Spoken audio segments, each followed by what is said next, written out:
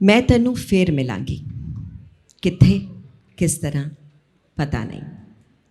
शायद तेरे तखयुल दी चिनाक बन के तेरे कैनवस ते उतरांगी, या खोरे तेरे कैनवस दे उत्ते एक रहस्यमई लकीर बन के खामोश तैनू तकदी रवांगी, या खोरे सूरज दी लू बन के तेरे रंगां विच घुलांगी, या रंगां दियां बावां विच बह के तेरे कैनवस नू वलांगी। पता नहीं किस तरह कित्थे, पर तैनू ज़रूर मिलांगी।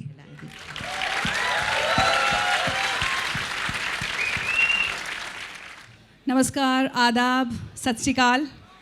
एक बार पहले दिव्या दत्ता के लिए ज़ोरदार तालियां हो जाएं। मेरी तो बहुत ज़्यादा फेवरेट एक्ट्रेस हैं और मैं कल से सोच रही थी कि दिव्या जी का परिचय कैसे देना चाहिए, you know what is the thing that defines her the best. तो मुझे यही ख्याल आ रहा था कि एक बेहतरीन कलाकार कौन होता है। एक बेहतरीन कलाकार वो होता है जिसका किसी फिल्म में या मंच पर रोल कितना भी छोटा क्यों ना हो, वो दर्शकों पर छाप बहुत बड़ी छोड़ जाता है। हम लोग कई बार कई फिल्मों में जो मेन लीड एक्टर एक्ट्रेसेस हैं, शायद उनके डायलॉग्स या उनका कोई सीन भूल जाएं, लेकिन उस बेहतरीन कलाकार की हर बात हमें याद रहती है। सही कह रही हूँ? बहुत सारे ऐसे कलाकार हमारी फिल्म इंडस्ट्री में हैं जिनके सपोर्टिंग रोल से मुझे लगता है फिल्म ज़्यादा बड़ी बन जाती है।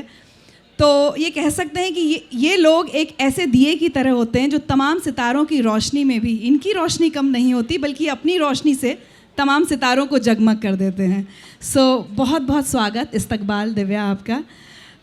आजकल आपकी एक कविता जो कि आपकी नहीं है, आपने सुनाई है सोशल मीडिया पर, क्रेडिट इनके भाई को जाता है, राहुल दत्ता को, लेकिन मैं चाहूँगी कि बातचीत की शुरुआत हम उस कविता से करें।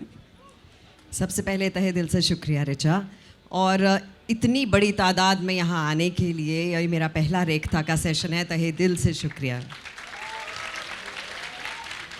दिल्ली वाकई घर लगता है और रेखता के लिए आना पहली बार मेरे लिए बहुत ख़ास है, और इस बहुत सारे प्यार के लिए, इस इस्तकबाल के लिए तहे दिल से शुक्रिया।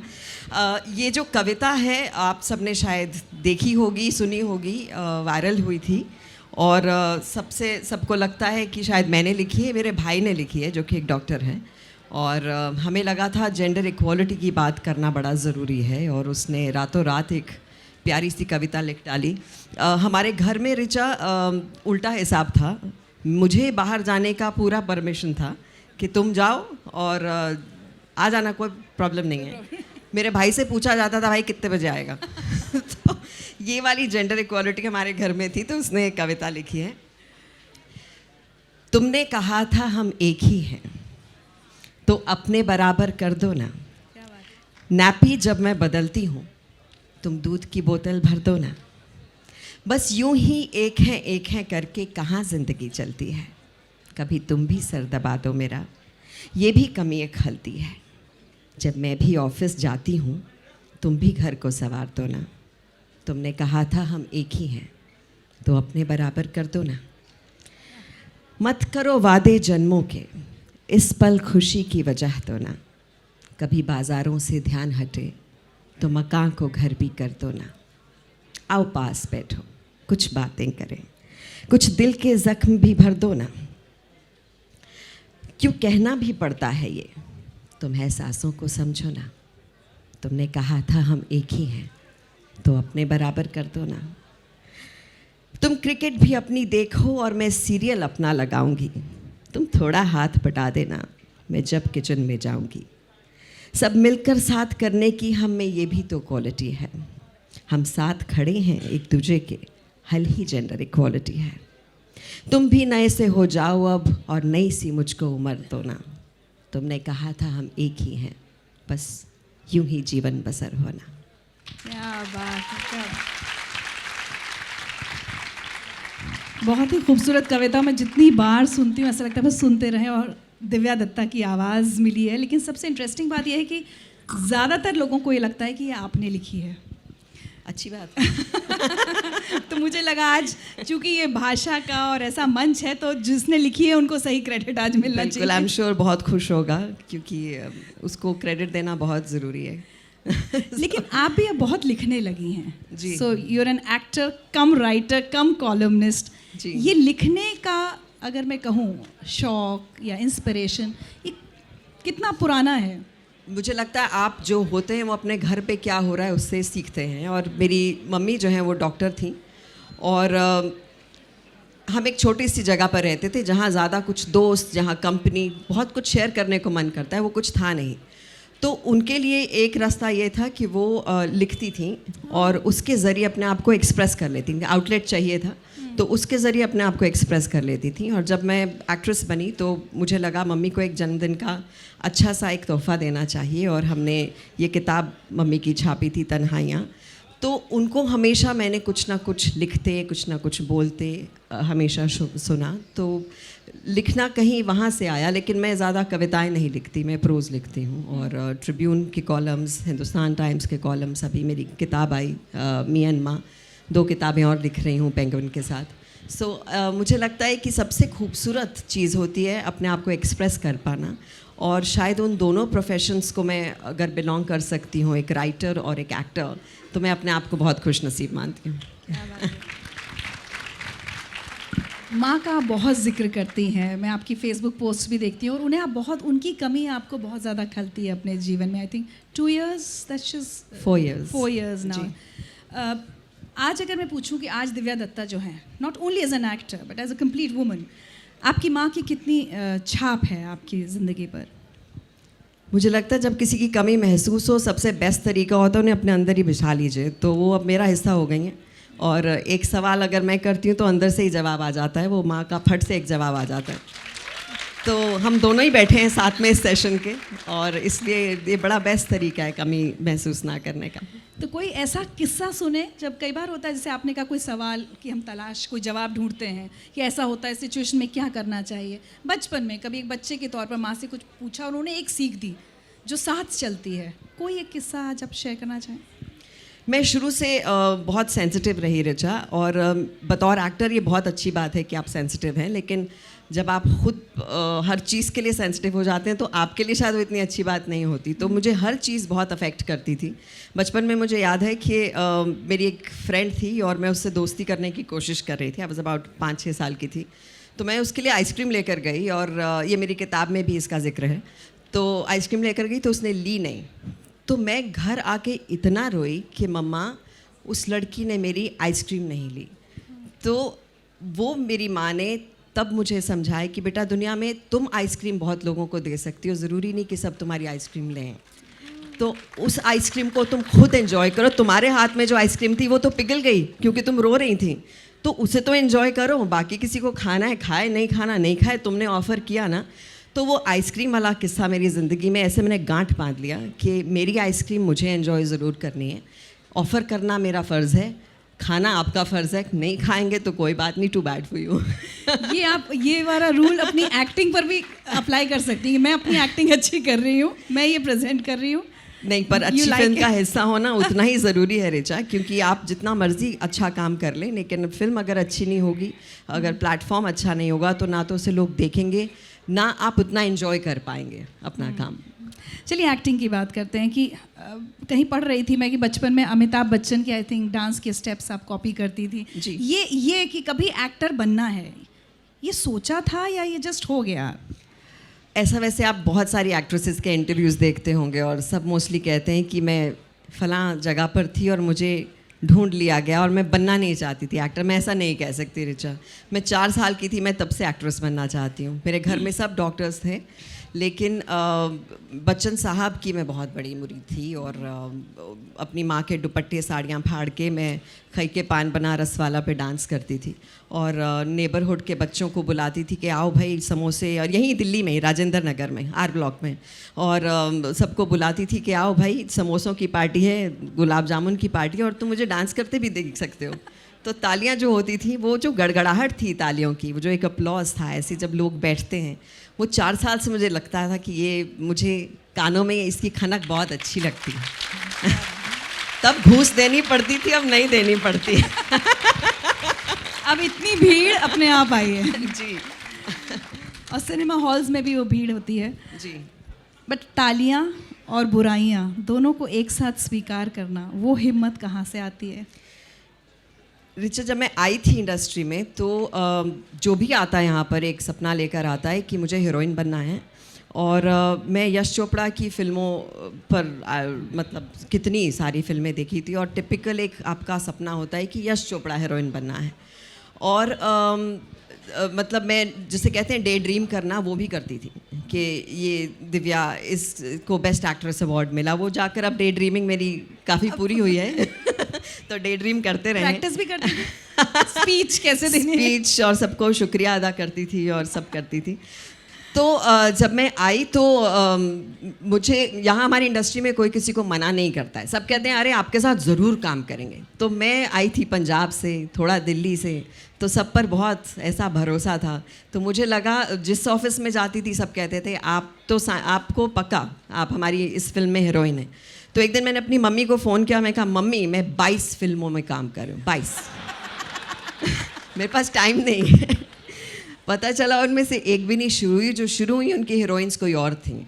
तो वो जो एक रिजेक्शन आया और एक दुख लगा कि आपने तो मेरा विश्वास तोड़ दिया यार, तो वो चीज़ हज़म करना मेरे लिए कुछ आसान नहीं था। लेकिन मैं खुशकिस्मत थी कि मेरी फैमिली बहुत स्ट्रॉन्ग थी, एक बॉन्ड स्ट्रॉन्ग था, जिन्होंने मुझे ये ज़रूर कहा कि ये ज़िंदगी यहाँ ख़त्म नहीं हो जाती है, मतलब लगी रहो, कोई नहीं तो कुछ और करेंगे।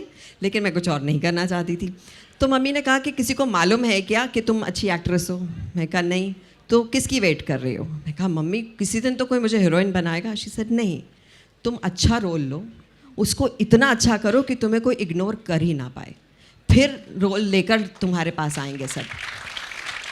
तो जब मुझे वीर ज़ारा ऑफ़र हुई और मैं वो ख्वाब लेकर गई कि भाई अब तो यश चोपड़ा की हीरोइन हूँ, chiffon saris, snow clad mountains, तो गई तो उन्होंने कहा कि ये जो है ये ज़ारा की दोस्त का रोल है। मेरा तो चेहरा छोटा हो गया कि ये तो मेरा सपना नहीं है।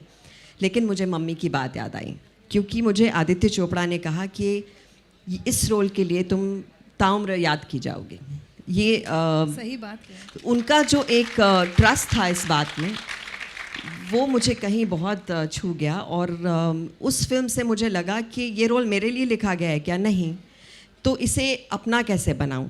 ऐसे कैसे हो कि इतनी बड़ी कास्ट में लोग दिव्या को याद रखें? तो वो जो एक भूख होती है ना, जब आपको कुछ नहीं मिलता और आप चाहते हैं कि आप पहचाने जाएं, आपको प्यार मिले इतने बड़े सेटअप में, तो आप वो एक एक्स फैक्टर लाते हैं। और वो एक्स फैक्टर में कहीं ना कहीं लाने की कोशिश करती रही। एक जज्बा था कि भाई करना है। उसमें भी कितने, जैसे आपकी बुराइयों की बात कर रही हैं आप, उसमें कितने क्रिटिक्स थे उस टाइम जो सिर्फ बड़े नामों के बारे में ही रिव्यू देते थे, नए लोगों के बारे में या जो इस्टेब्लिश हो रहे हैं उनका नाम ही नहीं देते थे। और मुझे बहुत तकलीफ़ होती थी कि मैंने इतना अच्छा काम किया, मेरा एक लाइन लिख देते तो क्या होता। अब वो वक्त आया जब ज़रूर मेरे बारे में लिखा जाता है, लेकिन एक प्रोसेस है जहाँ आपकी सीख अपनी आपको सीखना पड़ता है, हार्ड होना पड़ता है। आपको मालूम होना चाहिए कि ये जर्नी आपकी खुद की है, आप यहाँ लोगों को प्लीज़ करने नहीं आए। लेकिन ये जो यहाँ बैठे हैं, जो आप हमें देखने आए हैं आज, इतना प्यार हमें दे रहे हैं, ये कमाया गया है, ये यहाँ से आया है और बाकी चीज़ों का फ़र्क नहीं पड़ता। कभी किसी रोल के लिए आपको ये नहीं सुनना पड़ा कि ये काम अच्छा नहीं हुआ? थैंक गॉड नहीं सुनना पड़ा अभी तक तो नहीं। यहाँ से कोई कह दे तो फिर ऐसा करूँगी बट कभी माँ ने कहा कि ये काम तुम बेहतर कर सकती थी, ये रोल? सुनिए, मेरी माँ थोड़ी बायस्ड थी। वो मैं कोई बुरी से बुरी फिल्म करती तो मेरे बच्चे ने क्या कमाल का काम किया तो वो तो कॉन्फिडेंस अभी भी है, मुझे लगता है मैंने बहुत अच्छा कर दिया। वीर ज़ारा से पहले चलते हैं थोड़ा। ट्रेन टू पाकिस्तान आपकी दूसरी फिल्म थी? दूसरी फिल्म थी। उससे जस्ट पहले का जो, जैसे आपने ये तो कहा 22 फिल्में, बट आज देखकर ऐसा लगता है कि ठीक है आसानी से निकल गया होगा। वो जो मुश्किल वक्त, बहुत सारे लोग जो हर दिन जाते हैं मुंबई में कि एक्टर बनेंगे सीधे, वो जो उस दौर से गुजरते हैं, उसके बारे में थोड़ा बताइए, कोई किस्सा। देखिए, मेरे मामा जो हैं वो फिल्म डायरेक्टर थे और 70 और 80 के दशक के बहुत जाने माने डायरेक्टर थे और पंजाबी थे, कंजर्वेटिव थे। और आज से 20-25 साल पहले इतना ओपन माइंडेड लोग नहीं थे कि आपका बच्चा अगर फिल्मों में जा रहा है तो कहें कि हाँ भाई जाओ। तो he was not in favour कि मैं फिल्मों में आऊँ। तो जितने हीरोज़ उस टाइम के बड़े बड़े हीरोज़ थे, चाहे वो, तो वो लोग सब सोचते थे कि दिव्या के साथ काम करें कि नहीं करें। तो वो मेरे लिए एक थोड़ा सा एक बैकफुट हो गया। लेकिन फिर एक दिन मेरी माँ ने मुझे, अगेन माय मदर, एक दिन घर लेकर दिया कि ये लो भाई, जुहू एरिया में तुम्हारा घर है, ये 1 बेडरूम का घर है लेकिन घर है, ये गाड़ी है, ये औरत तुम्हारा ध्यान रखेगी, खूब मज़े से सबसे मिलो और काम करो, फिर भी लगे कि कुछ नहीं हो रहा तो बेटा मैं पंजाब में हूँ, आ जाना। सो वैसे मेरी ज़िंदगी शुरू हुई एंड चलता गया सिलसिला। लेकिन बहुत सारी लड़कियाँ हैं जो आती हैं, उन्हें मालूम ही नहीं होता। बीच के जो लोग होते हैं ना रिचा, वो कई बार बहुत मिसगाइड कर देते हैं आपको, उन इंसानों, उन डायरेक्टर्स, प्रोड्यूसर्स, राइटर्स तक पहुंचने ही नहीं देते।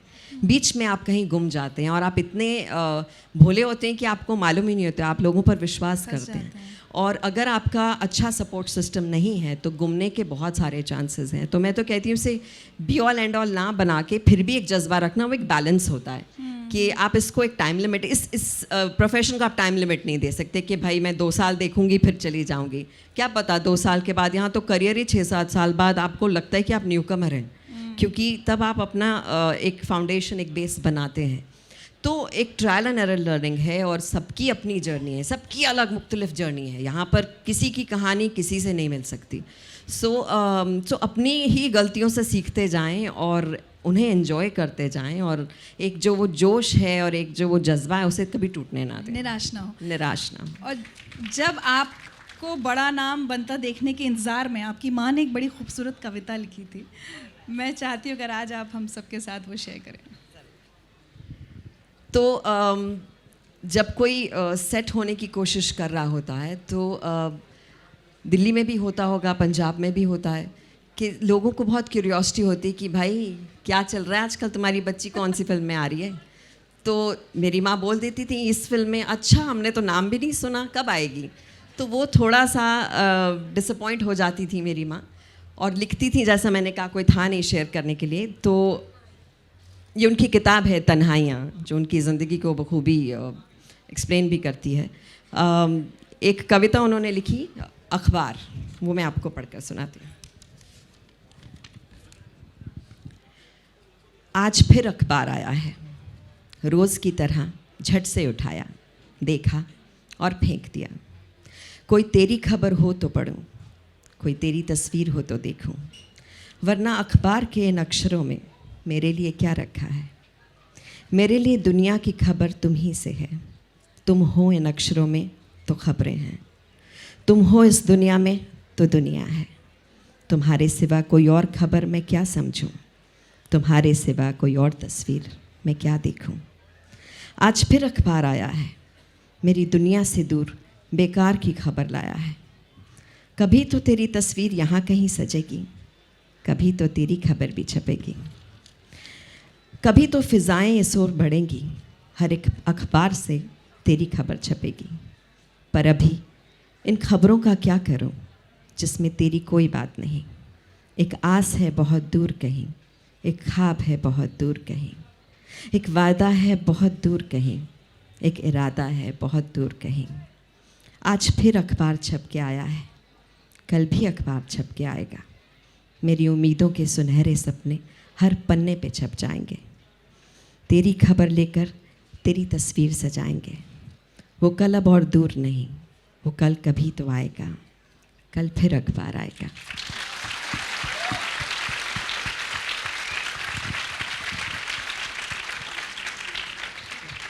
मुझे लगता है विश्वास, उम्मीद, सपने, सब कुछ इन चंद पंक्तियों में समेट लिया आपकी माँ ने। This is so beautiful.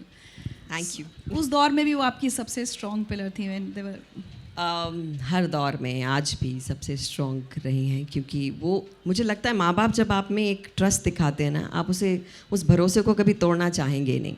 और जब एक फेथ दिखाया कि भाई कर लोगी, तुम संभाल लोगी और होगा ऐसा, तो कहीं ना कहीं आप उस बिलीफ में आप उसको मानते हैं।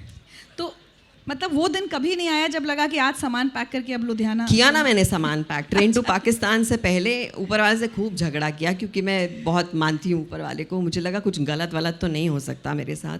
तो ये जो 22 फिल्में रिजेक्ट हो गई, उसके बाद मुझे लगा कि अब क्या करूँ।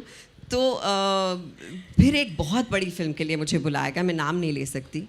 शूटिंग पे भी चली गई और वहाँ 5 दिन बिठाया और फिर कहा कि चली जाओ। तुम मोटी थी पहले, वो बहुत क्यूट थी, अब पतली हो गई, और 5 दिन में मोटी से पतली हो गई मैं।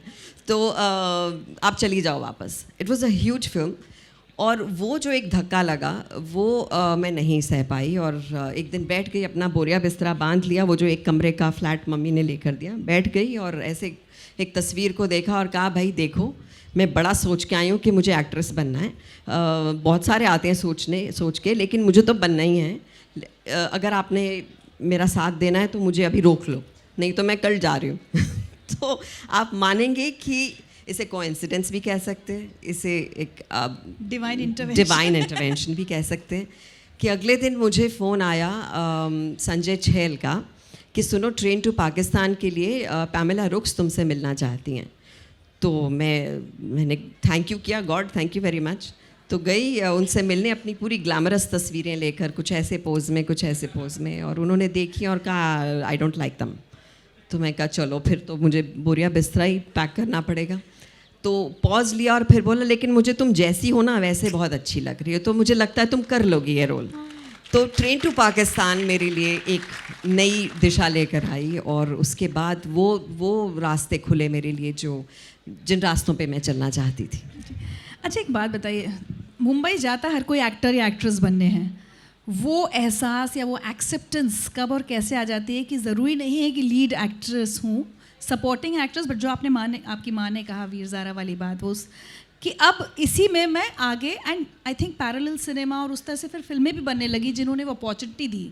But did it take time to accept कि नहीं, probably not the lead actress, but पता है रिचा, अब वो है ही नहीं है डिमार्केशन। अब कहाँ, अब कितनी बार ऐसे होता है कि जो आप सो कॉल्ड लीड्स कह रही हैं, मुझे कितने डायरेक्टर्स बोलते हैं कि सुनो वो तुम्हारा रोल करना चाहती है, तो और करते भी हैं। आजकल लेंथ कौन देखता है, हर कोई एक बेहतरीन डायरेक्टर के साथ एक खूबसूरत कहानी में काम करना चाहता है। एंड वही एक बहुत खूबसूरत सा एक दौर आ गया है हमारी इंडस्ट्री में, तो वो फ़र्क नहीं पड़ता। लेकिन मुझे एक्चुअली पर्सनली आप बोलेंगे तो मुझे वो सपोर्टिंग, मुझे अच्छा ही नहीं लगता कि कोई मुझे किसी इमेज में बांधे कि तुम किसी को सपोर्ट कर रहे हो। मैं सिर्फ खुद को सपोर्ट कर रही हूँ। मुझे लगा कि उस फिल्म में ये बेहतरीन रोल था। हाँ, वो एक बात मुझे ज़रूर इस बात का मलाल रहेगा कि मैं शाहरुख खान या सलमान खान को रोमांस नहीं किया, पर बाकी सब कुछ किया। There was Irrfan in my life. बाकी आई थिंक अभी आई एम 40 एंड बहुत सारे रोमांटिक रोल्स कर रही हूँ, सो कॉल्ड लीड रोल्स कर रही हूँ, नेगेटिव भी कर रही हूँ, कॉमेडी भी कर रही हूँ, तो बहुत मज़े कर रही हूँ। और लगभग सारे बैनर्स, सारे बड़े डायरेक्टर, सबके साथ आपने काम कर लिया। 23 साल का ये सफ़र रहा है जी। कोई सबसे स्पेशल बॉन्डिंग जिसके साथ आपने शेयर की हो, कोई डायरेक्टर या कोई टीम, अगर आप आज शेयर करना चाहें, या एनी स्पेशल एक्सपीरियंस? रिचा, क्या होता है कि हमारा जैसा काम है ना, अगर वहाँ बॉन्डिंग नहीं होगी ना तो काम निखर के आएगा नहीं। तो इस मामले में खुशकिस्मत हूँ कि मेरी बहुत लोगों से अच्छी बॉन्डिंग रही। पीयूष भाई से बहुत अच्छी बॉन्डिंग रही, हमने आजा नच ले हमने साथ में की थी, और जो इन्होंने मेरा साथ दिया था उसमें, एंड बहुत सब एक आप एज अ न्यू कमर हमेशा याद रखते हैं कि आपका किन लोगों ने साथ दिया। और डायरेक्टर्स मेरी ज़िंदगी में बहुत अच्छे अच्छे आए। श्याम बाबू आए, श्याम बेनेगल, और यश चोपड़ा जी आए, फिर राकेश मेहरा आए, और अभी कितने सारे अच्छे डायरेक्टर्स के साथ मैं काम कर रही हूँ। ऋतु पर्णो घोष के साथ काम किया। इनका सबका एक अलग स्टाइल है, और जब आप उनके साथ एक बॉन्डिंग कर लेते हैं, मुझे याद है श्याम बेनेगल जो है वो आपको कभी तैयारी करने ही नहीं देते ज़्यादा, मतलब कि आप रट के आएँ, कुछ बहुत ज़्यादा कर लें। तो मुझे याद है हम लोग एक आप में से वेलकम टू सज्जनपुर किसी ने देखी है? वाओ, अच्छा। तो सब एक्टर्स मुझसे पहले पहुंच गए थे वहाँ पर, और हैदराबाद में हम रामाजी राव में शूटिंग कर रहे थे, और सब ने वो डायलेक्ट जो था बहुत खूबसूरती से पकड़ लिया था। मैं अभी अभी लैंड की थी और मुझे कहा गया कि इला अरुण तुम्हारे पीछे स्कूटर पे बैठने से डरती हैं, तुम स्कूटर के पूरे राउंड्स लगाओ। तो मैंने कहा कि मुझे तो अभी ये भाषा सीखनी है, ये डायलेक्ट मैंने अभी सीखा नहीं है। तो बोले आ जाएगा, भाषा आ जाएगी, तुम चिंता नहीं करो, तुम स्कूटर चलाना सीख लो। तो और सब जगह स्पॉट बॉयज़ खड़े किए, कहीं गिर गई तो उठा लेंगे।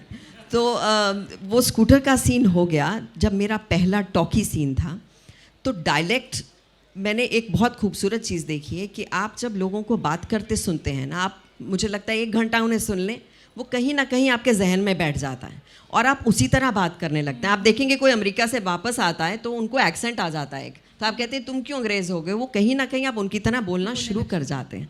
सो वैसे ही हमारी अपनी भाषाओं में होता है। तो फट से मैंने किसी को बिठाया अपने साथ कि भाई तू यही वाली भाषा बोलता रहे, क्योंकि मेरे पास टाइम नहीं है। स्कूटर पे बिठाया, एक तो स्कूटर नया नया सीखा था चलाना। हमारे राइटर अशोक मिश्रा वहाँ खड़े थे, तो मैंने कहा मुझे एक ऐसी लाइन दे दो जो सुपर हिट हो जाए। उतनी देर में श्याम बाबू तो तैयारी करने नहीं देते थे, बोले ओके रेडी, एवरीबडी रेडी। वहाँ राइटर खड़े हैं, यहाँ श्याम बाबू खड़े हैं, यहाँ मैं उनको कह रही हूँ जल्दी बताओ, डायलॉग बताओ। तो वो भी बेचारे नर्वस हो गए, बोले अच्छा एक काम करो, बोलो हमारा लाइफ कोनो लाइफ नहीं है का। तो कहा अच्छा ठीक है। वो मैंने फट से बोल दिया और वो डायलॉग इतना हिट हो गया। लेकिन कुछ चीज़ें जो आप ऐसे कर जाते हो ना फट से, वो कई बार मेरे लिए वो बड़ी हिट होती हैं। मेरा इनफैक्ट अगला सवाल इसी पर था, भाषा को लेकर। हरियाणवी हो गई, सब तरह की भाषाएं जो आपने, तो वो कैसे, आप उस पर कैसे काम करती हैं? और मैं चाहती हूँ कोई एक अच्छा अपना पसंद का डायलॉग आप सुना भी दें। भाषा सबसे पहले भाषा से जो मेरा ये हुआ वो था वीर ज़ारा में, क्योंकि भाषा ही अलग थी। और मुझे आदित्य चोपड़ा ने लाहौर में किसी से बात कराई, तो बोला इनकी ज़रा आवाज़ सुन लो तुम। तो मैंने आवाज़ सुनी, बोले सुन ली? मैं कहा हाँ जी। बोले ज़रा सुनिए, अपने ड्राइवर को बुलाइए। तो ड्राइवर से बात की। अब ड्राइवर जो बात कर रहा था उसकी भाषा बिल्कुल ही अलग थी, वो गा गा के बात कर रहा था। तो बोले अभी तुम्हें फ़र्क पता चल गया है, तुमने पहला नहीं बोलना है, तुमने वो जैसे ड्राइवर गा के बोल रहा है ना सिंग सॉन्ग में, वैसा बोलना है। तो उसे मैंने रिकॉर्ड किया, उसे सुना, जितनी हमारी लाइंस थी जो हमारे एक्सपर्ट्स आए थे वो मैंने फिर बोल के उन्हें अपने जहन में बिठाया कि ऐसे ही करना है। हर चीज़ जो मैं बोलती थी, चाहे मैं अपने दोस्तों से बोलूँ, घर आके बोलूँ, तो उसी तरह उसी लहजे में बोलती थी। और कहीं ना कहीं फिर वो आपका हिस्सा बन जाता है। सेम हुआ मेरे साथ दिल्ली 6 में। हरियाणवी ऐसे, मतलब क्योंकि पंजाबी थी आसपास की भाषा है, लेकिन उसके कुछ ऐसे बेसिक चीज़ें हैं जो आप मतलब उसको आप इग्नोर नहीं कर सकते हैं। तो पहला जो मेरा सीन था, क्योंकि हम लोग सब सिंक साउंड करते थे। सिंक साउंड होता है कि आप बाद में डबिंग नहीं करते हैं, उसी वक्त जो रिकॉर्ड हुआ वही आपकी आवाज़ ऑडियंस को सुनाई देगी। तो मैं बहुत नर्वस थी। सेट पर वहीदा रहमान जी थी, ऋषि कपूर थे, अभिषेक बच्चन थे, ओमपुरी थे, सब थे।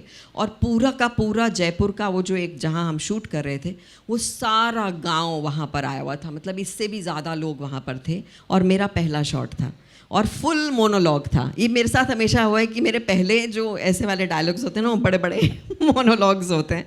सो आई वॉज जस्ट प्रेइंग कि भाई ये अच्छे से कर जाओ, नाक नहीं कटनी चाहिए। वहाँ वहीदा जी खड़ी हैं, वहाँ ऋषि जी खड़े हैं, दे आर योर फेवरेट्स, तो नाक नहीं कटनी चाहिए। तो एक ही वो, मुझे लगता है थोड़ी नर्वस एनर्जी जब आप में होती है ना, थोड़ी घबराहट, वो बहुत अच्छी होती है, क्योंकि वो आपको पुश करती है कि आप अपना बेस्ट कर जाएं। तो नर्वसनेस में आई पुश्ड माई सेल्फ एंड वो मोनोलॉग जो पूरे 1 पेज का था वो फट फट फट फट निकल गया एकदम। वो मुझे दोबारा करने को बोलते शायद मैं नहीं कर पाती, लेकिन वो हो गया बहुत अच्छा। और जो फिर से वो जो तालियों की गड़गड़ाहट हुई, मैं कहा ये वाला रोल हिट है भाई। अभी याद है, कुछ सुना दीजिए। मैं वीर ज़ारा सुना सकती हूँ। अच्छा।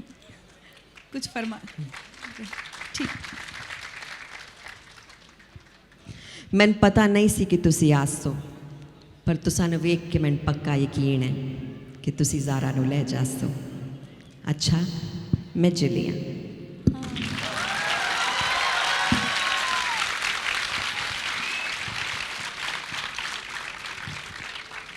भाग मिल्खा की अगर बात करें, how special has that movie been?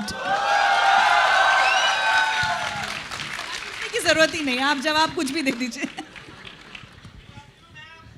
We love you too. Only in that? Sorry. Okay. भाग मिल्खा बहुत ख़ास फिल्म थी मेरे लिए, और कुछ फिल्मों में वो जादू होता है। वो वीर ज़ारा में था मेरे लिए, दिल्ली 6 में था, भाग मिल्खा भाग में था।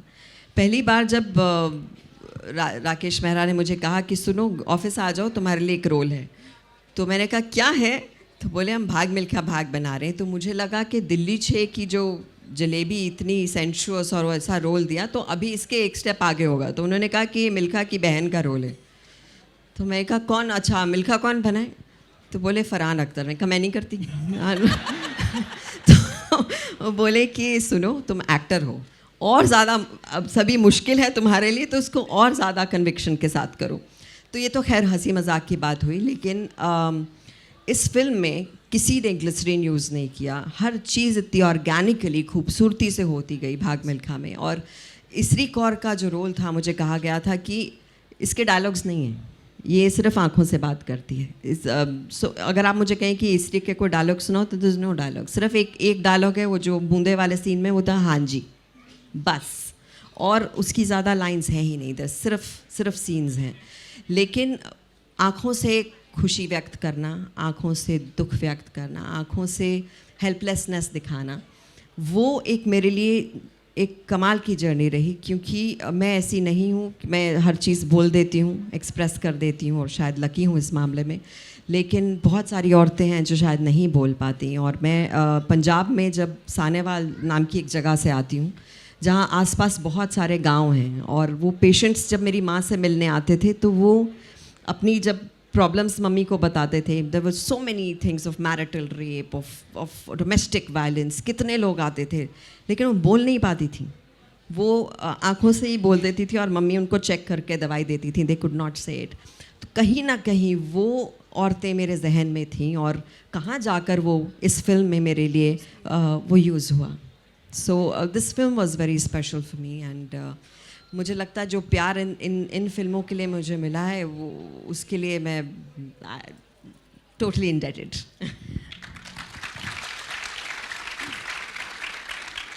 हम आखिर में 5 मिनट के लिए ऑडियंस क्वेश्चन, अच्छा इसी से रिलेटेड बोलना है, फिर ऐसे ही खड़े होकर बोल दो। My husband lost her sister the year this movie was released, and he did not cry.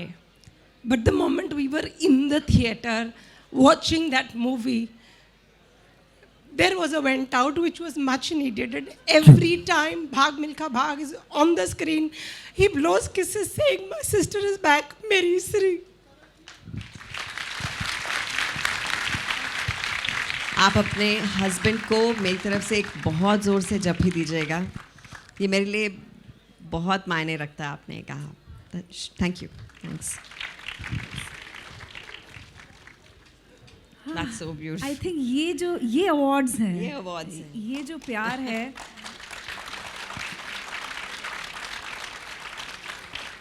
क्योंकि मैं आपसे पूछने वाली थी कि what is most special, box office success या अवार्ड्स, या अब जो हम देख रहे हैं अपने सामने? इसका तो कोई पैरेलल ही नहीं है। ये प्यार, मतलब मुझे 24 साल हो गए इस इंडस्ट्री में, अब 25 कंप्लीट कर लूँगी। बहुत सारी फीमेल एक्ट्रेसेस नहीं होती इतनी देर के लिए, और अभी मुझे लग रहा है कि मैंने शुरुआत ही की है। तो मेरे लिए ये लोग हैं जिनकी वजह से मैं हूँ। इट्स नॉट देयर, क्योंकि जब ये लोग कहते हैं कि हमें दिव्या देखनी है, तो वहाँ मुझे काम मिलता है, ऐसा होता है। और बॉक्स ऑफिस और अवार्ड्स की अगर बात करूं, तो आप उन्हें इग्नोर नहीं कर सकते। ऑफ कोर्स आपकी अपनी फ्रेटर्निटी में जब आपका काम एक्नॉलेज होता है और आपको शाबाशी मिलती है, शाबाशी को कौन कहेगा कि मुझे नहीं चाहिए? शाबाशी सबको चाहिए, चाहे आप बच्चे हों, चाहे बड़े हों, चाहे बुज़ुर्ग हों। एक शाबाशी और एक एक्नॉलेजमेंट। हम लोग अपनी रोज़मर्रा की ज़िंदगी में इतने मसरूफ़ हैं कि किसी को जप्फी देना, किसी को शाबाशी देना, किसी को एक्नॉलेज करना भूल जाते हैं। लेकिन जब आपके काम के लिए आपकी फ्रेटर्निटी आपको कहती है good job, thumbs up, that's a tonic. तो वो ज़रूरी हैं ज़रूरी। मुझे नेशनल अवार्ड पिछले साल मिला है, 23 साल के बाद पहली बार। और मुझसे ज़्यादा लोग खुश हुए बाकी के लोग, कि हमें बड़ी खुशी हुई कि आपको मिला। सो मेरे लिए ये भी अवार्ड है और मेरे लिए वो भी अवार्ड। जी। अच्छा, आपने प्रोफेशनल एक्टर ट्रेनिंग या ऐसा कुछ नहीं किया है मैंने कहा? सबको लगता है मैं एनएसडी से हूँ और मैं इस बात पे बहुत खुश होती हूँ। अब पोल खोल देती हूँ, नहीं मैंने कोई फॉर्मल ट्रेनिंग नहीं ली। स्टारडस्ट में सिलेक्ट हुई थी। स्टारडस्ट एक मैगज़ीन है, उसमें एक टैलेंट हंट हुआ था जहाँ 50,000 बच्चों में से 3 लड़कियाँ सिलेक्ट हुई थी, तो मैं और सोनाली बेंद्रे उस बैच के थे। और तो पंजाब से सिर्फ मैं थी और इसलिए सोनाली के साथ आज भी मेरी दोस्ती बहुत गहरी है। उसके बाद ट्रेन किया गया आप लोगों को? तो वहाँ सब ट्रेनिंग जो मिली थी वो हल्की फुल्की मिली। मुझे लगता है ज़िंदगी से बड़ा कुछ ट्रेनिंग फील्ड नहीं होता, ज़िंदगी सिखाती जाती है आपको। मैं अपनी पुरानी फिल्में देखती हूँ, मुझे लगता है ये क्या किया मैंने, कुछ बेटर करती, आज बेहतर है। तो आप सीखते हैं हर चीज़ से, अपनी गलतियों से, अपने एक्सपीरियंसेस से, और लोगों से मिलकर। कहीं दिल टूटते हैं 10 बार, आपके विश्वास टूटता है, फिर कहीं मिलते हैं कुछ लोग जो आपका विश्वास और बढ़ाते हैं, जो आपको वो करते हैं। तो ये ट्रायल एंड एरर जो जर्नी है ना, ये सबसे खूबसूरत टीचर है। तो मुझे लगता है मुझे तो उसने सिखाया। क्या बात है। कोई फिल्म, क्योंकि मैं एक इंटरव्यू आपका पढ़ रही थी कि कई फिल्में जाने दी क्योंकि किसी ना किसी तरह का कॉम्प्रोमाइज़ करने को कहा जा रहा था, तो कोई फिल्म छोड़ने का अफसोस और कोई फिल्म करने का अफसोस आज होता है कि ये ना करती, दिस फिल्म वाज अवॉइडेबल, या ये कर लेनी चाहिए थी? ये फिल्म कर लेनी चाहिए थी तो आज तक नहीं हुआ। क्योंकि हुआ क्योंकि कुछ फिल्मों में रोल कट गए, कुछ फिल्में वैसी नहीं बनी जैसी आप चाहते थे। तो बट ठीक है, आप एक रिग्रेट को आप मतलब ऐसे सामने ला के नहीं रख सकते। आप देखते हो और भेज देते हो कि हट जाओ, वहाँ बहुत सारी और चीज़ें हैं देखने को। सो आई डिड अ फिल्म जिसमें मेरा रोल खूब सारा कट गया था और मैं बहुत अपसेट हो गई, लेकिन वो डायरेक्टर की भी गलती नहीं थी क्योंकि उनकी फ़िल्म ऐसी लंबी होगी तो उन्हें मेरा ट्रैक काटना पड़ा। I was very upset. I said मैंने इतनी मेहनत की यार, अभी क्या मतलब, लोगों ने देखा तो मेरा 2 सीन देखे, उसके बाद मैंने ऐसे ऊपर देखा। I said God, this situation is given to you, अब देख लेना। मैं मेहनत कर रही हूँ ना। उसके 1 महीने बाद भाग मिल्खा भाग आई, और वो जो प्यार मिला और वो जो सबने यहाँ आँखों पे बिठाया, वो 10 फिल्मों के ऊपर भारी था। सो आई थिंक होती हैं चीज़ें, आप उन्हें एक्सेप्ट करें, देखें और जाने दें, और खूबसूरत चीज़ें आगे आती हैं। दिव्या, चूँकि ये पूरे जश्न रेख्ता में ख़वातीनों की, महिलाओं की भी बात बहुत ज़रूरी है एंड इट्स इन फोकस। इतने साल, 23-24 साल, ठीक है, माँ का सपोर्ट था लेकिन माँ दूर बैठी हुई थी। Being a single woman in the industry, सारा संघर्ष, सफलता, काम, सब कुछ अकेले संभालना है। मंत्रा क्या है आपकी ज़िंदगी का? देखिए, मेरी ज़िंदगी का एक मंत्र है कि ज़िंदगी को ना बहुत सीरियसली नहीं लेना चाहिए। और अपने अंदर जो एक बच्चा है ना, उसे, अभी अब मैं बाहर जाऊंगी, मैं वहाँ पे जो भी स्टॉल्स लगे हैं वहाँ मस्ती करने वाली हूँ। सो वो बड़ा ज़रूरी है कि मैं अपने आप को सोचूं कि भाई मैं तो आई अराइव्ड, मैं बहुत अच्छी एक्ट्रेस हूँ और मुझे आप सब बहुत सीरियसली लो। नहीं, ये एक हिस्सा है आपका, बहुत अहम हिस्सा है, लेकिन एक हिस्सा वो भी है जो बचपन से आपके साथ चलता आ रहा है। वो एक बच्चा है जिससे आपको दोस्ती हमेशा बना कर रखनी है, और वो मेरा बेस्ट फ्रेंड है जो बेबी दिव्या है। और हम ज़िंदगी को ज़्यादा सीरियसली लेते नहीं हैं। एक झटका आया था मेरी लाइफ में जिससे मैं कुछ भी नहीं कर पाई, which was my mother, but वो कहीं ना कहीं वो भी अंदर आ गई हैं। तो मुझे लगता है वो हो गया है तो फिर बाकी तो पार्टी टाइम है। तो ये छोटी चीज़ें हैं, ये होएंगी, चली जाएंगी। खुश रहो यार। आज का ये जो माहौल है, आज आप सबके साथ जो यहाँ रूबरू बैठने का मौका मिल रहा है मुझे, आप इतने प्यार से सुन रहे हो, तालियां बजा रहे हो। ये मैं फ़्लाइट में बैठूंगी अभी इसके बाद, I know I have a big smile on my face and it's overwhelming.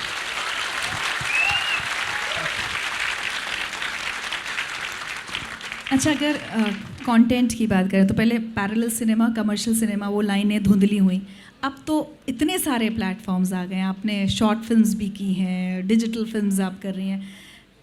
कितना ओपन है आप हर तरह के काम को लेकर? एंड डू यू थिंक कुछ काम के तरीके में फ़र्क होता है, या आपके लिए for Divya Dutta every project is the same? मेरे लिए मीडियम कभी मायने नहीं रखे मीडियम ने। मुझे लगता है एक अच्छा रोल, एक अच्छा डायरेक्टर, एक अच्छी कहानी, आप किसी भी मीडियम पे कहेंगे लोग उसे बहुत प्यार देंगे। लेकिन हाँ, आप मतलब मुझे लगता है थोड़ी थोड़ी मात्रा में आना चाहिए। अब एकदम ही घुसे चले आएंगे, हर जगह नज़र आएंगे तो फिर लोग बहुत जल्दी बोर हो जाते हैं। सो उसे बैलेंस करना, अपने आप को रीडिस्कवर करते रहना मेरे लिए बहुत अहम है कि मैं जब शीशे में अपने आप को अब देखूं तो मुझे थोड़ी नर्वसनेस हो, मुझे एक अलग दिव्या नज़र आए और कहें कि चलो अभी फटे चकते हैं इसको लेके वो बड़ा ज़रूरी है, तो वो करते रहना is the most important thing. एक आपकी फिल्म प्लस माइनस शॉर्ट तो फिल्म, या सो आई वाज सेइंग कि प्लस माइनस आई, ये देखो, this is one audience I cater to the youth with plus minus. और डिजिटल में अभी मैं 2 वेब सीरीज़ कर रही हूँ, मैंने 6 शॉर्ट फिल्म्स अभी कर ली हैं और कमाल का एक माध्यम है जहाँ पर इतने सारे लोग, मतलब ये प्लस माइनस को ही 25 मिलियन व्यूज़ मिले हैं। मैं जहाँ जाती हूँ प्लस माइनस की बात होती है। इस कविता को 15 मिलियन व्यूज़ मिले हैं ऑर्गेनिकली। तो कमाल है ये कि घर बैठे लोग आपको देख रहे हैं और कोई सिनेमा में नहीं जा रहे लेकिन आपको यहीं पर देख रहे हैं और आपको पहचान रहे हैं, उस बात से पहचान रहे हैं। आई लव इट जब कोई हाथ पकड़ ले आकर और बोले कि प्लीज़ हाथ मत पकड़ना, वैसे बोल रही हूँ कि भाई वो जो पोइट्री बोली थी ना बहुत अच्छी थी। तो कहाँ देखी आपने? इस पर देखी, तो इट फेल्ट नाइस, एक घर जैसी बात लगी। बड़े पर्दे का अपना जादू है ऑफ कोर्स, लेकिन इसका भी जो एक पावर है उसे आप अंडर एस्टिमेट नहीं कर सकते। फिल्मों में अब क्या हो रहा है 2020 में? दिव्या दत्ता को हम कितनी फिल्मों में, कौन कौन सी फिल्मों में देखने वाले हैं? देखिए, मैंने 5 महीने की छुट्टी ली थी, अब मैंने धावा बोल दिया है और मैं खूब काम कर रही हूँ तो 2 वेब सीरीज़ आएंगी और 4 फिल्में आएंगी। सबसे पहले आएगी अनुभव सिन्हा की अभी तो पार्टी शुरू हुई है। फिर आएगी, कल अनुभव सिन्हा यहीं थे। जी जी, अभी मिले मुझे। फिर उसके बाद आएगी मलाला पर एक फिल्म, हमने एक बायोपिक बनाई है गुल मकाई, वो आएगी। फिर उसके बाद आएगी नितिन कक्कड़ जिन्होंने फिल्मिस्तान बनाई थी, उनकी राम सिंह चार्ली आएगी। फिर 3 फिल्में और हैं जिसमें एक कॉमेडी है और एक में बिल्कुल आप कहेंगे कि दिव्या नहीं है, ऐसा वाला रोल है। So I am very excited about these films. एक हॉलीवुड फिल्म कर रही हूँ, तो मज़े आ रहे हैं। Finally you have arrived. I arrived 25 years back. It's just that people लोगों ने बाद में पहचाना। चलिए अब आपकी किताब पर, लेखन पर आ जाते हैं जी। उससे पहले बस मेरा एक सवाल जो मैं आपको पहले भी बोल रही थी कि किसी पुरानी फिल्म को देखकर ऐसा लगता है कि अगर ये दोबारा बनाई जाए तो ये रोल मैं करना चाहूँगी। मौसम कहीं भी I mean Sharmila ji is done a beautiful job, लेकिन मेरी एक ख्वाहिश है कि मैं गुलजार साहब के साथ काम कर पाती। तो अभी हम लोग एक सेशन एक साथ कर रहे थे और मैंने उन्हें कहा प्लीज़ एक फ़िल्म तो बना लो, उसमें मतलब जितनी लड़कियां आपके साथ काम करना चाहती हैं उन्हें हर जगह एक लड़की को तो ज़रूर खड़ा कर दें। So many who want to work with him and I just love Mausam. मुझे उसकी नुआंसेस, चाहे आंधी हो चाहे मौसम हो, मुझे वो फिल्में बहुत खूबसूरत लगती हैं। जी चलिए, तो अब किताब की बात करते हैं। माँ ने ही इंस्पायर किया ये किताब लिखने के लिए। मी एंड माँ, दिव्या ने अपनी माँ के ऊपर एक किताब लिखी है। थोड़ा चाहूँगी इसके बारे में बताएं और इसमें अपना फेवरेट को एक्सेप्ट अगर आप पढ़ना चाहें तो। ये मुझे पता नहीं आप लोगों ने पढ़ी है कि नहीं पढ़ी है, इस बारे में काफ़ी मम्मियों ने और बेटियों ने इसे पढ़ा है, सो थैंक यू। तो हम सब के अंदर एक ना एक डर होता है जो सबसे बड़ा होता है, जिसे आप बचपन से लेकर चलते हैं। मेरे लिए वो डर था अपनी माँ को खोना। और एक दिन जब ये हुआ और मैं हॉस्पिटल में बैठी थी तो मुझे लगा ऐसे कैसे मतलब जाने दूंगी। मैं सेलिब्रेट तो करना बहुत ज़रूरी है, बिकॉज़ ये मेरी दोस्त थी, मेरी माँ थी और मेरी बेटी भी थी, तो बहुत सारे रोल्स थे ज़िंदगी में, तो उन्हें सेलिब्रेट करना। और मैं जब पीछे मुड़कर देखती हूँ मुझे लगता है कुछ भी पॉसिबल नहीं था अगर इस औरत ने मेरा हाथ नहीं थामा होता। She was always there. मुझे लगा मैं जितनी बार गिरी और पीछे मुड़कर देखा, शी वॉज़ देयर। और अब भी मैं कहीं गिरती हूँ, पीछे मुड़कर देखती हूँ and I feel she is there. And तो उन्हें सेलिब्रेट करना मेरे लिए बड़ा ज़रूरी था। और वहीं हॉस्पिटल के ICU में बैठ के मैंने इस किताब का टाइटल सोचा था, मी एंड माँ। मुझे और कुछ सूझा ही नहीं। और अगले दिन मैंने पेंगुइन को कहा मुझे एक कहानी लिखनी है एंड दे अग्रीड। और इस किताब के लिए मुझे जो प्यार मिला है मैं उसकी मतलब बहुत शुक्रगुजार हूँ। जी, कुछ सुने इसमें से हिस्सा कोई? तो मैं कुछ हल्का फुल्का सुना दूँ, वो बेटर रहेगा। सीरियस नहीं सुनाती क्योंकि हम इंडिया गेट के पास ही हैं, तो एक मेरा बचपन यहाँ बीता है, तो मैं एक किस्सा वहाँ से सुना देती हूँ। राहुल मेरे भाई का नाम है, जिनकी कविता आपने अभी सुनी, और इसके बाद वो सेलिब्रिटी हो जाएंगे। तो Ma, Rahul and I returned to Delhi to do my final packing. Ma was trying to normalize life for us and would occasionally take us out. I still remember the time she took us to the picnic spot around India Gate.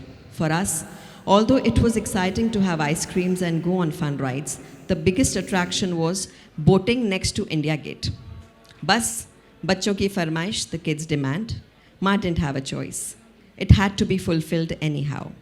Ma held both us kids and led us to the booking booth for the boat ride. It was extremely crowded. Finally, after what seemed like an eternity, our turn came. We finally got the tickets and headed towards the boats. The boat was full already. The boatman, as if only going about his job, lifted my kid brother and dumped him on another kid's lap. When it was my turn to set foot on the boat, he suddenly decided to have no more people aboard. The boat is full. No more kids. Your daughter can take the next one. Ma was furious. She insisted that both her children were to enjoy the ride together. Not interested in listening to her, he started moving the boat. Rahul looked on helplessly as he was being taken away without his sister. I, the sister, looked helplessly at not being able to join him. The people around showed a bit of concern, but nobody bothered to do anything about it. Only one person could, and she did. Before the boat could move too far away, my ma put her foot on the boat, stopping it from moving ahead. So her one foot was on the dock and the other was stopping the boat, just like Superman. Everyone was staring at what was happening. Not without my daughter, she yelled. The boatman was an egoistic man. He didn't bother about the poor lady swinging between land and water, fighting for her children's rights, and moved the boat with full force as if competing with Ma. The inevitable happened. My dear Ma lost her balance and fell into the water. That was it. I could no longer watch from the sideline. I had to save my mother from the drowning, even though I was just a 10-year-old and didn't even know the S of swimming. Anyway, one cannot question emotions, so I jumped into the water yelling, Ma, Ma, save her. There was frenzy all around. 2 people were now drowning because of a boatman who still looked undeterred. I was trying to save Ma by holding her tight, and she was splashing around in the water continuously. Rahul looked like he had lost everything in that one moment. He was helplessly bidding us goodbye.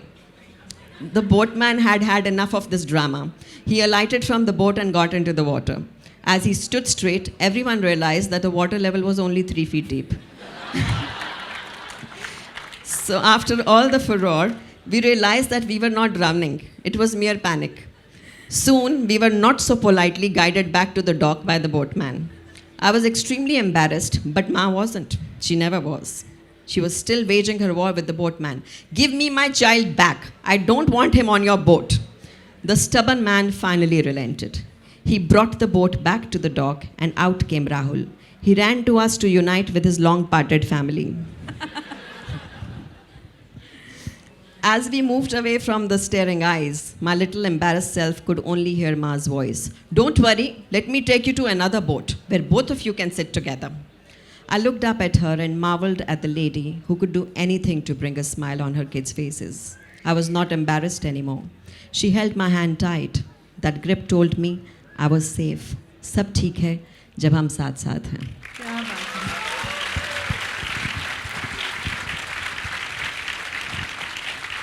This is so beautiful. मुझे लगता है हर माँ बेटी को एक किताब ज़रूर पढ़नी चाहिए. अच्छा, कॉलम लिखने का ख्याल कैसे आया? और मैंने आपकी कुछ कॉलम्स जब मैं पढ़ती हूँ, आप फेसबुक पर जब शेयर करती हैं तो बड़ी नॉर्मल, एक बार आपने बड़ा अच्छा कि सेट पे वो दादा हैं, उनसे बात कर लो, हाल चाल पूछ लो. तो ऐसा नहीं कि आप कुछ बहुत बड़ी चीज़ लिख रही हैं, डे टू डे ऑब्जर्वेशंस आप लिख रही हैं. सो वो थोड़ा सा बताइए, where is it coming from? हमारी रोज़ की ज़िंदगी में बहुत सारी चीज़ें ऐसी होती हैं जो हम जिन्हें ऑब्ज़र्व करते हैं और फिर हम उन्हें जाने देते हैं.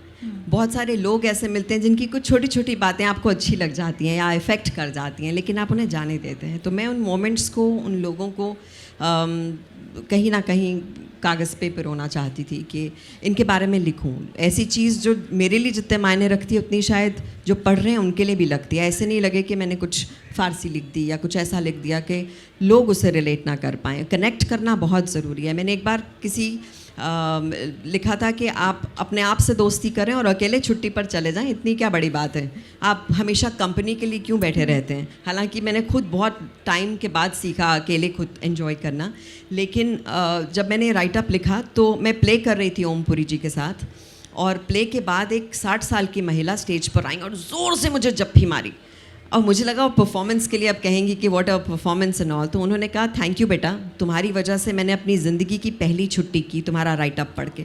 तो मुझे लगा कि क्या कमाल का कनेक्ट है, जहाँ लोग आपकी लेखन से कनेक्ट करते हैं और आपकी बात सुनते हैं।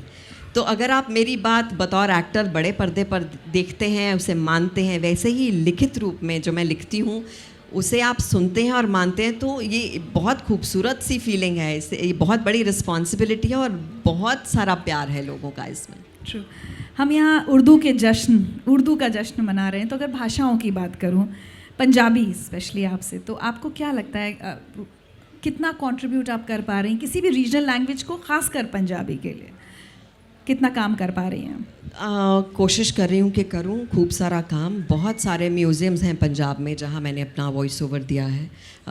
तो जब लोग जाएंगे, चाहे वो कितने गुरुद्वारे हों या आनंदपुर साहिब हों या जहाँ पर भी हों, अभी म्यूज़ियम्स बने हैं। जालंधर में 2 बने हैं और वहाँ पर मेरी आवाज़ आपको पंजाबी में सुनाई देगी। तो वो एक तरह से मेरे लिए एक स्टेप अप है कुछ आगे करने का। अभी जितने लाइट एंड साउंड शोज़ होते हैं पंजाब की, वो ज़्यादातर मैं कोशिश करती हूँ कि मैं करूँ। और एक कमाल की बात यह है कि पंजाबी मैं पंजाब में रहकर इतनी नहीं बोली, मुंबई में रहकर मैं पंजाबी इतनी ठेठ बोलती हूँ कि शायद वो एक याद रहती है कि आप कहाँ से आप हैं, वो चीज़ रहती है अंदर। तो पंजाबी अच्छी बोलना, लोगों के साथ बोलना, और जब कोई पंजाबी बोलता नज़र आए जो चेहरे पे एक ऐसी खिल जाता है चेहरा कि हाँ ये तो अपने ही हैं तो वो चीज़ें छोटी छोटी चीज़ें होती हैं। बाकी मैं पंजाबी फ़िल्में कर रही हूँ, और अभी एक किसी बहुत प्यारी इंदर ढिल्लों करके लड़की हैं लंदन की, उन्होंने पंजाब की 5 महिलाओं पर एक किताब लिखी है जिसका मैंने अभी फॉरवर्ड किया, जो उसमें अमृता प्रीतम हैं, अमृता निगम हैं, किरण बेदी जी हैं, सो ये सब सुरिंदर कौर जी हैं, so all of them are there. So बहुत लगता है कि कमाल का रिच कल्चर है हमारा पंजाब का, और बहुत खूबसूरत और मीठी बोली है, और इसे जितना आगे लेके जा सकूं अपने छोटे तरीक़ों में, I would love to do it. कुछ सुने अमृता प्रीतम जी का, अगर आप कुछ सुना सकें। आई लव हर, मैं तनु फेर मिलांगी, आई नो आई कैन। इसमें चश्मा लगा। बस मैं आपसे अपनी दिली तमन्ना शेयर करती हूँ, कभी ना कभी ज़िंदगी में अगर आप पूछेंगी कि पैशन क्या है, that is to do something with Amrita Pritam ji. मेरा बहुत एक बड़ा ख्वाब है ये।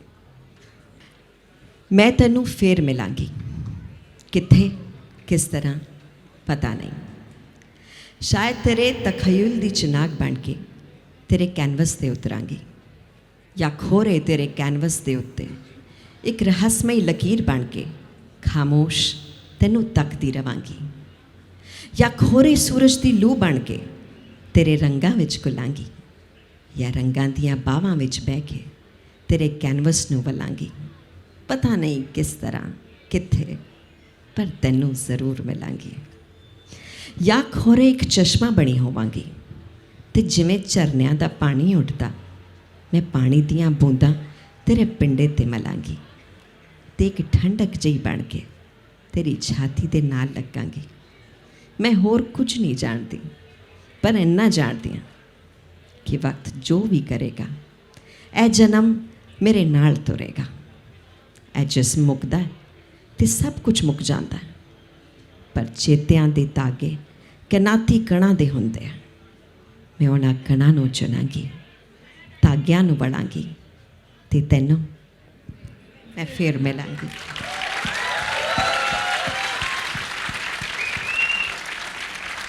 ब्यूटीफुल। अच्छा, एक आध सवाल हम ऑडियंस से और लेंगे, लेकिन उससे पहले मेरा आखिरी सवाल आपसे, जिस तरह से हम आपको स्क्रीन पर देखते हैं, बहुत ही एक सिर्फ कैरेक्टर पावरफुल नहीं, you come across as a very strong woman.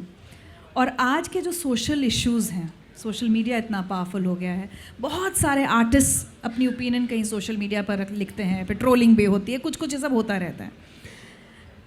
As a strong minded woman, as a single woman, सब कुछ पावरफुल पर्सन, आप जब सोचती हैं, जैसे खासकर आजकल अगर मैं बात करूं, रेप्स की इतनी बात हो रही है, क्या होना चाहिए, कैसे फास्ट जस्टिस हो, ये हो वो हो, do you feel like putting your opinion out there in the public space, या आपको लगता है नहीं, मैं अपनी व्यूज़ अपने पास रखूँगी?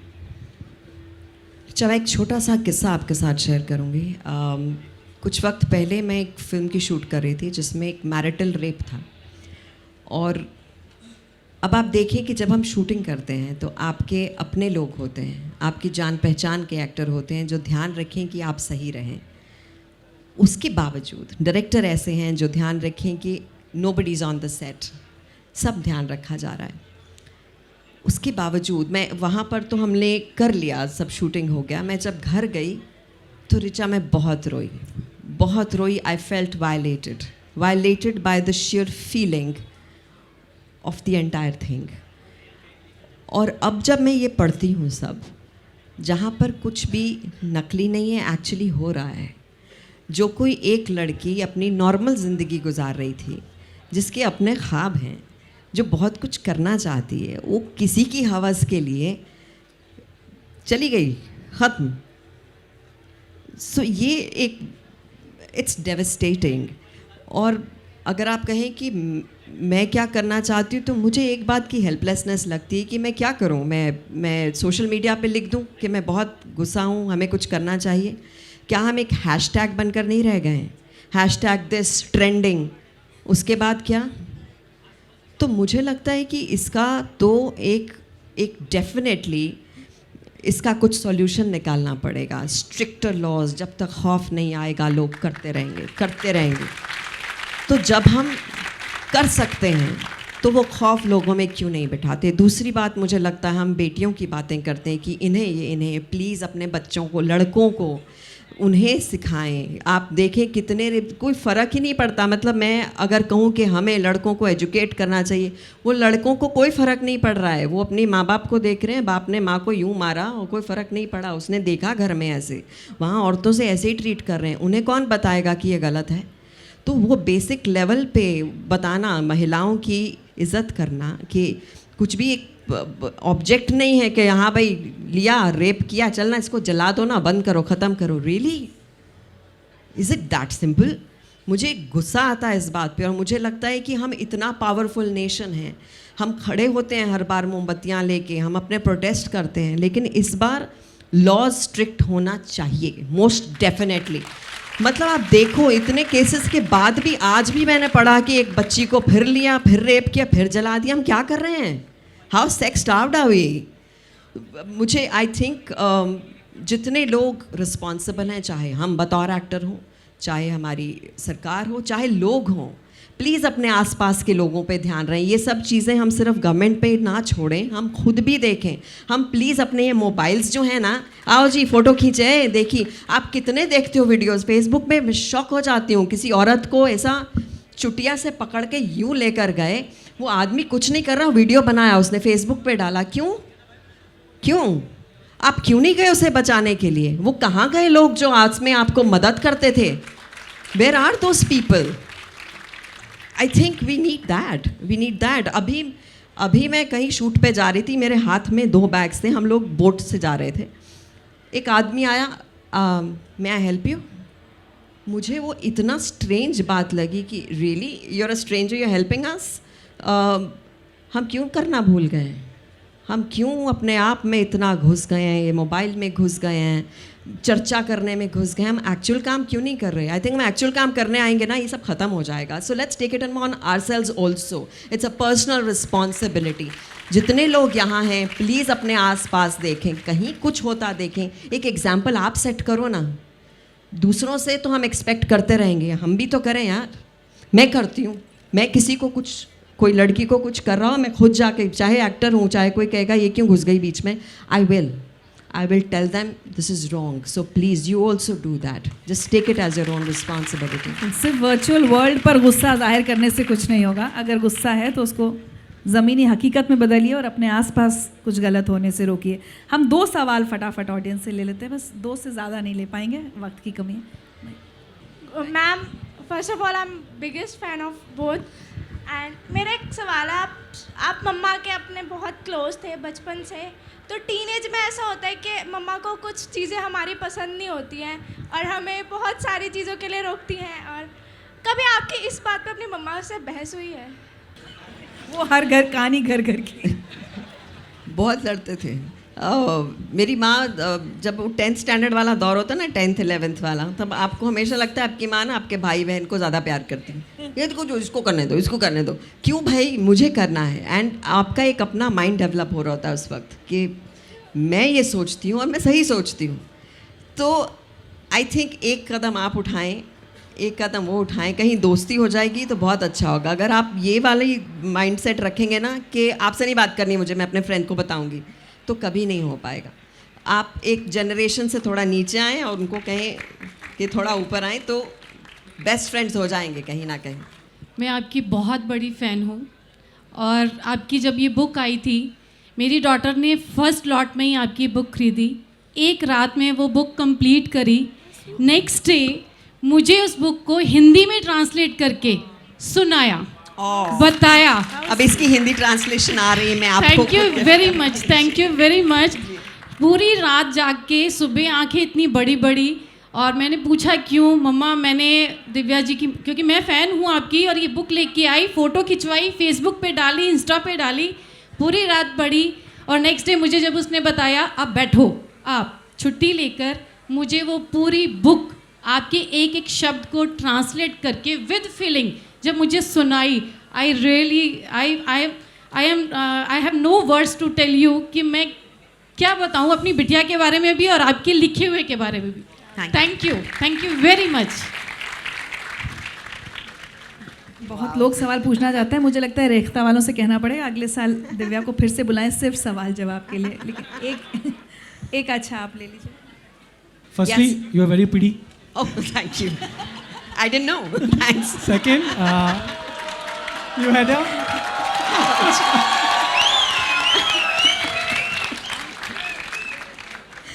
आपने I can't remember the movie, you had a जमादारनी का रोल शायद सफाई अरे वाले का. कितनी रामायण सुनाई आप कह रहे हैं को, राम कौन थे अभी तो बताइए. दिल्ली 6. अच्छा, दिल्ली से. उसमें कोई अगर आप if you can tell me where was the inspiration for that role, how did you, how you able to carry out that it role? Was only Rakesh Mehra's vision. उनके बचपन का किस्सा था ये, जहाँ मुझे लगता है दिल्ली में हमेशा कहीं ना कहीं हर लोकेलिटी में एक ऐसी होती हैं जो आपको लगता है कि everyone is eyeing that person. लेकिन इसमें क्या था कि she is from the other community.